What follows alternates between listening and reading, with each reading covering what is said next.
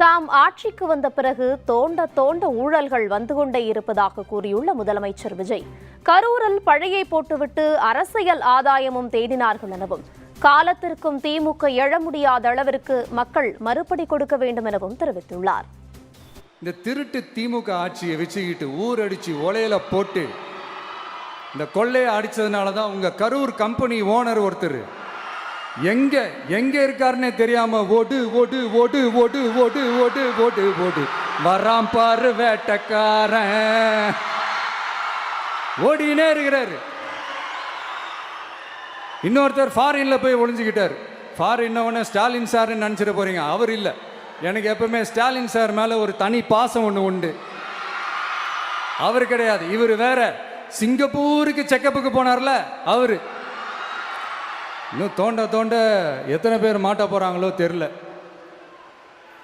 உங்ககிட்ட யாராவது லஞ்சம் ஏதாவது கேட்டாங்கன்னா கொடுக்க முடியாது சொல்லுங்க, நான் இருக்கேன் உங்களோட.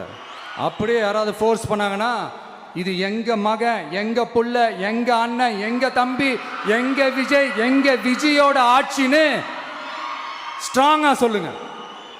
மக்களே, நீங்க கூட இருக்கும் போது லஞ்ச ஊழல் மட்டும் இல்லை, அதிகாரத்தை வச்சு ஆட்டம் போடுற யாராக இருந்தாலும் அடங்கிடுவாங்க. இந்த தீய சக்தி திருத்தவும் முடியாது, அவங்களா திருந்துவாங்கன்னு பார்த்தா அதுவும் நடக்க போறதில்ல. அதனால வரப்போற இடைத்தேர்தலில் மக்களே, இந்த தீய சக்தி திமுகவை நல்லா வெச்சு வெளுத்து விடுங்க.